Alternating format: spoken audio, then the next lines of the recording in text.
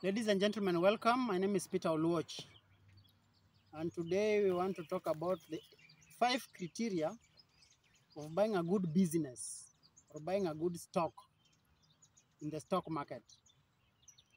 One of the criteria is this: you need a business that has a good history of profits or earnings. This company has been making profit year 1, year 2, year 3, year 4, year 5, year 6, year 7, maybe 5 years, maybe 10 years. A company with a good history of profits is a good company to buy. And that company, one of them is Safaricom, another one is Equity Bank, another one is KCB, another one is East African Breweries, another one is BAT. These are companies that have been making consistent profits over time.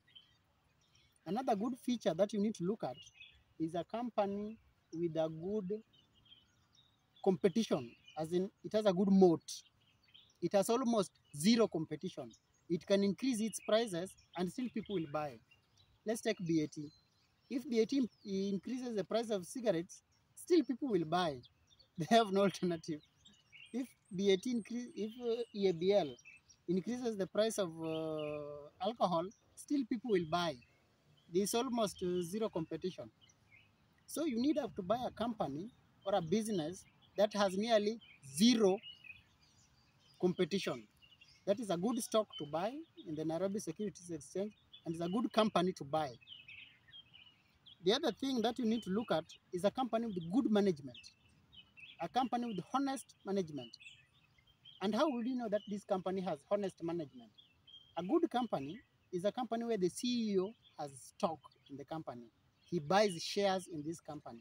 Let's take Equity Bank, for example. James Mwangi has a big number of shares in the company. Let's take Coop Bank, for example. Gideon Muriuki, the CEO, has a number of a good stock in the company. Let's take Centrum, for example. The CEO, James Moria, has a big number of shares in the company. So these are companies that you need to buy. The other criteria that you need to look at is a company that is undervalued. Let's say, for example, Centrum. Centrum right now is about 16 shillings. 5 years back, Centrum was 84 shillings. So as at now, Centrum is highly undervalued. And Centrum is a good stock to buy, is a good company to buy in the Nairobi Securities Exchange. Ladies and gentlemen, thank you very much. I would like you to subscribe to my YouTube channel down here, and also join our Telegram channel. Our Telegram channel is down here. Asanteni sana, bye. Erokamano.